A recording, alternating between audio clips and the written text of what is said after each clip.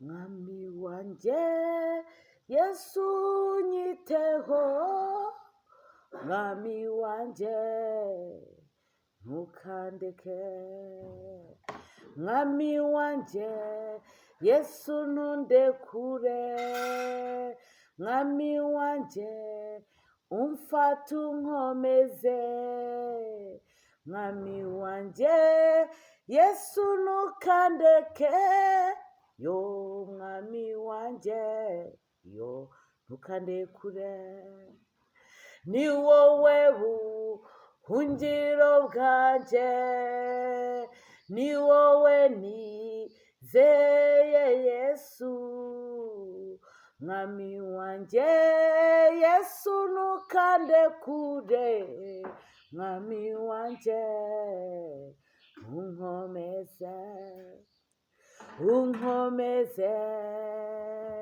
ntundekure, unkomeze umfata unkomeze, unkomeze Yesu unkomeze, ukuboko kwawe kunkomeze. Data wa twese uri mu ijuru, mwami Yesu Mana yigize umuntu, we wemeye kumena amaraso ku bwanjye, we wambereye igitambo kizima, ndagushimye ndaguhimbaje ko ukinkomeje, ndagushimye ko utajya undekura, ndagushimye ko ukomeje kunyigisha, ndagushimye ko wiyemeje kumfata ukuboko, ndagushimye ko wambereye umubyeyi muzima, ndagushimye ko utazigera unyibagirwa, ndagushimye ko wamenye nkiri urusoro mu nda ya mama, ndagushimye ko wamenye ntaranabaho, ndagushimye Yesu ko utazandekura, ndagushimye ko uzanyuzuza ijambo ryawe rikuzura mu mutima wanjye ndetse no mu bwenge bwanjye. Ngaho rero mfata unkomeze ntundekure, ahubwo ineza yawe imbonekeho, ubuntu bwawe bumbonekeho, agakiza kawe kambonekeho, kugirirwa neza nawe bimbonekeho. Yesu ndagushimye ndaguhimbaje, ushimwe kuko ukomeje kunkomeza no kumba hafi, ushimwe kuko utazandekura kugeza ubwo nzarinda mvira muri uyu mubiri. Urakoze kunyemereye ko ngiye kukuvugira kandi no kuguhimbaza, byose ni mu izina rya Yesu urakoze, turakwizeye, amen, amen.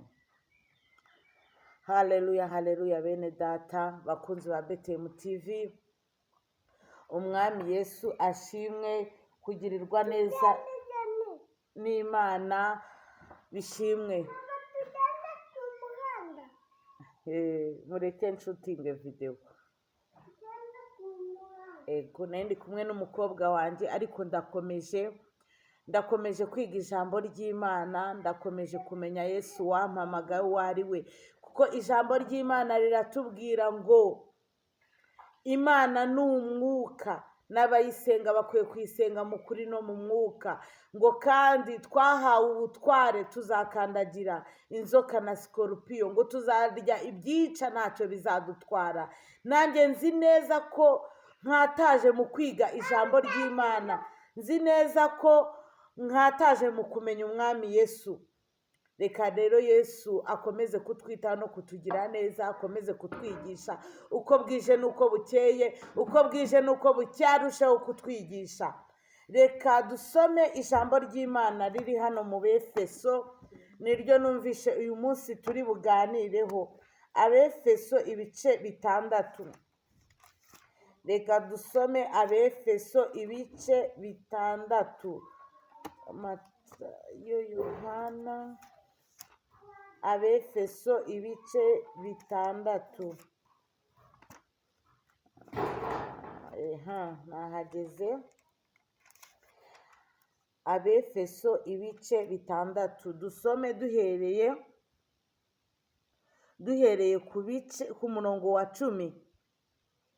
Hananditse ngo uburyo bwo gutwara intwaro z'Imana. Ni uburyo tugomba guhangana n'abadayimoni, ni uburyo tugomba guhangana. Muzi ko tutarwana n'abambaye inyama n'amaraso, turwana n'imyuka mibi y'ahantu ho mu kirere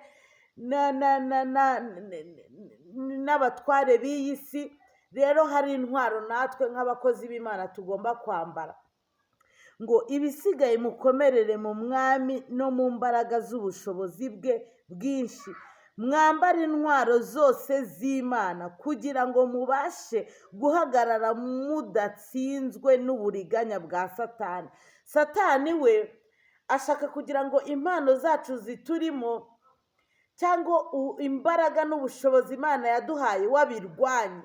Ariko rero tugomba kwambara intwaro zose kugira ngo mubashe guhagarara mudatsinzwe n'uburiganya bwa Satani, kuko tudakirana n'abafite amaraso n'imibiri, ahubwo dukirana n'abatware n'abafite ubushobozi n'abategeka iyi si y'umwijima n'imyuka mibi y'ahantu ho mu ijuru.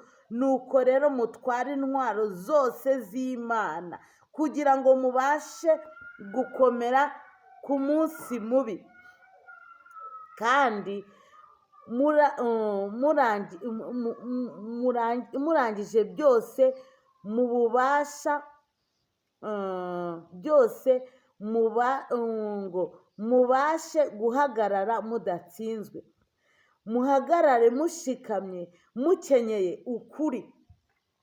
Mu bintu byose bituma ufite intwaro zose z'Imana harimo ukuri. Muntu ubeshya, muntu udahagarara ku kuri, ubeshya, ntabwo uba utwaye intwaro zose z'Imana. Muhagarare mushikamye mukenyere ukuri. Mwambare gukiranuka nk'icyuma gikingira igituza. Gukiranuka, iyo wambaye gukiranuka uba wambaye icyuma gikingira igituza. Mukwesa inkweto arizo butumwa bwiza bw'amahoro buteguza. Kandi ikigeretse kuri byose mutware kwizera nk'ingabo. Kwizera, muri uko gufata ukwizera Imana, ubushobozi bwa Yesu Kristo, kubwizera, ukizera ko Imana ishoboye, ukizera ko Imana ikura ku cyavu, ukizera ko Imana ariyo itanga ibi bifatika by'iyi si, ukizera ko Imana ariyo itanga agakiza, ukizera ko Imana ariyo ikiza indwara, ukizera ko Imana ariyo, ukizera ibintu byose ukoze ukizera Imana niyo ugomba kwizera, niyo ugomba kukwereka inzira ucamo. Ukizera ko intego zawe zizagerwaho ariko Imana imanutse ikabana nawe, ukagira uko kwizera, ukagira kwizera. Ngo kandi ikigeretse kuri byose mutware kwizera nk'ingabo. Urumva, ingabo, yo igihugu gifite ingabo kiba kirinzwe, kiba cyumva gifite imbaraga. Nawe rero ukagira kwizera, uko kwizera kukakubaho. Kandi ikigeretse kuri byose mutware kwizera nk'ingabo, ariko muzashoboza kuzimisha imyambi ya wa mubi yose yaka umuriro. Ntabwo tuzabasha guhangana na Satani tudafite kwizera. Ntabwo bizashoboka, ntituzabasha guhangana na Satani tudafite kwizera.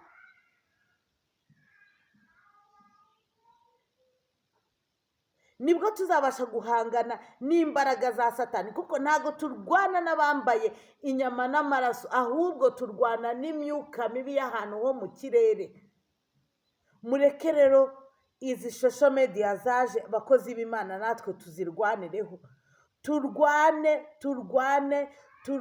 tuvuga imbaraga, tuvuga umwami Yesu Kristo, kuko niwe twahawe. Ngo Yesu Kristo niwe nzira n'ukuri n'ubugingo, ntawe uzigera ajya kwa Data atamujyanye.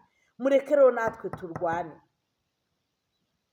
Bakunzi ba BTM TV, ndumva ari cyo cyigisho umunsi nari mfite cyo kubabwira yuko tutarwana n'abambaye inyama n'amaraso, turwana n'imyuka. Iyo myuka rero iza mu gutwi, iraza ikakongorera, iraza ikakubwira, ikaba yakubwira. Nubona umuntu ukambona njyewe Beti ubu ukundi, nimba ntabigizwe n'umwami Yesu, naba nabigizwe na Satani. Umuntu igitekerezo cye uzabona afite n'ikizaba kitavuye ku Mana, kizaba kivuye kwa Sekibi, kuko inzira ni ebyiri. Ariko ngewe Uwimana Beatrice niyeguriye umwami Yesu, nzi neza yuko inzira zose ndimo fayitinga ngo ncemo, nzi neza ko ari we ugomba kumfasha nkazicamo intego zanjye, ibyo nifuza kugeraho. Nzi neza ko umwami Yesu atazandekura, ahubwo ngomba kubigeraho. Yesu Kristo w'i Nazareti, wowe wambambiwe, wowe wamennye amaraso, wowe wemeye kwitanga ku musaraba, ntuzandekure, ntuzigere undekura, kuko akanwa kanjye kagambiriye kukwatura, akanwa kanjye kagambiriye kwatura gukomera kwawe, akanwa kanjye kagambiriye kwatura inzira zawe. Umuntu utazakwizera ntabwo azigera agera mu bwami bwo mu ijuru. Ndakwizeye, ndakataje, ndakomeje, nanjye ntundekure, ahubwo ume kwatura imbaraga zawe, ume gushira amanga, ume kumpindura icyaremwe gishya, ume kungira udasanzwe. Ntundekure, ahubwo ineza yawe imbonekeho. Ngamanuka ubane nanjye, ubane n'abakunzi ba BTM TV. Ibyo byose mbyambaje mbyizeye mu izina rya Yesu Kristo. Urakoze Yesu, amen.